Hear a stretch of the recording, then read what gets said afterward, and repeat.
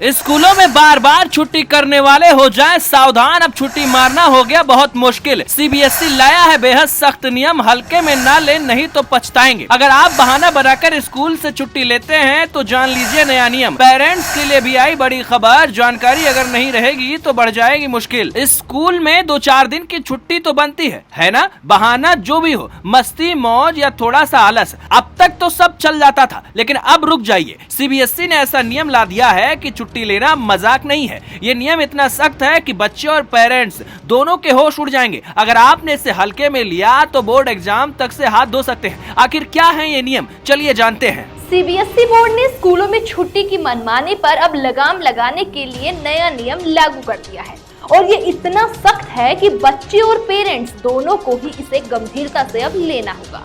दोस्तों, अब न तो बहाने चलेंगे, न ही बिना बताए छुट्टी मारना आसान रहेगा।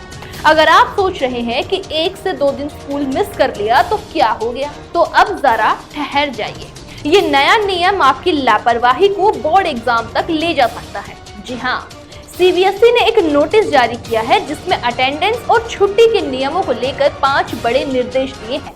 ये नियम स्कूल, बच्चों और पेरेंट्स तीनों के लिए है। आइए इनके बारे में विस्तार से समझते हैं। सबसे पहले बात करते हैं सीबीएसई के 75% अटेंडेंस नियम। ये पुराना नियम है, लेकिन नई गाइडलाइन में इसे और भी ज्यादा सख्त कर दिया गया है।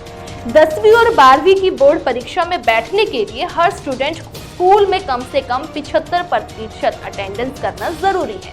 यानी पूरे साल में सिर्फ 25% छुट्टी होगी, यानी कि आप ले सकते हैं, और वो भी खास शर्तों के साथ। अगर आपका अटेंडेंस इससे कम हुआ तो सीबीएसई आपको बोर्ड एग्जाम में बैठने से रोक सकता है।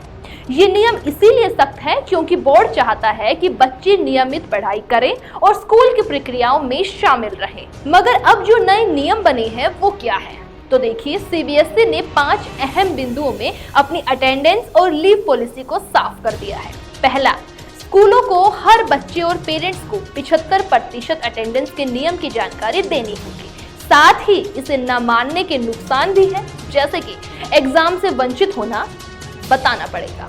दूसरा, अगर कोई बच्चा मेडिकल इमरजेंसी की वजह से छुट्टी लेता है तो उसे स्कूल लौटते ही मेडिकल सर्टिफिकेट के साथ लीव एप्लीकेशन भी देनी होगी। अगर छुट्टी किसी और वजह से है तो भी लिखित में वैध कारण बताना होगा। बिना रिकॉर्ड के छुट्टी ली तो सीबीएसई इसे गैर कानूनी मानेगा और बच्चे को डमी कैंडिडेट घोषित कर देगा, और ऐसे बच्चों को बोर्ड एग्जाम की इजाजत नहीं मिलेगी। तीसरा नियम है अटेंडेंस की निगरानी। स्कूलों को हर बच्चे का अटेंडेंस रजिस्टर रोज अपडेट करना होगा। क्लास टीचर और संबंधित अधिकारी को इस पर हस्ताक्षर करना होगा। अगर रिकॉर्ड में गड़बड़ी मिली तो स्कूल की मुश्किल बढ़ सकती है। चौथा, अगर कोई बच्चा बार बार स्कूल मिस करता है या फिर 75% अटेंडेंस पूरा नहीं करता तो स्कूल को पेरेंट्स को रजिस्टर्ड पोस्ट, स्पीड पोस्ट या ईमेल के जरिए लिखित में सूचित करना होगा। साथ ही इस कम्युनिकेशन का रिकॉर्ड भी रखना बहुत जरूरी है। पांचवा और सबसे सख्त नियम, सीबीएसई का सरप्राइज इंस्पेक्शन। बोर्ड किसी भी वक्त स्कूलों में जाकर अटेंडेंस रजिस्टर चेक कर सकता है। अगर रिकॉर्ड अधूरा मिला या बच्चे नियमित स्कूल नहीं आ रहे हैं तो बोर्ड स्कूल की मान्यता तक रद्द कर सकता है। बच्चों को भी बोर्ड एग्जाम से बाहर किया जा सकता है, यानी कि लापरवाही की कीमत अब भारी हो सकती है। ये नियम सिर्फ स्कूल के लिए नहीं बल्कि बच्चों और पेरेंट्स के लिए भी चेतावनी है। पहले कई बच्चे छोटे मोटे बहाने कर स्कूल मिस कर देते थे, लेकिन अब ऐसा नहीं हो सकता। पेरेंट्स को भी अपने बच्चों के अटेंडेंस पर नजर रखनी होगी। अगर बच्चा बार बार एब्सेंट रहता है तो स्कूल की चिट्ठी घर पहुंचेगी और बात गंभीर हो सकती है। खासकर 10वीं और 12वीं के स्टूडेंट्स को तो और भी ज्यादा सावधान रहना होगा, क्योंकि बोर्ड एग्जाम में 1 साल की मेहनत दांव पर लग सकती है।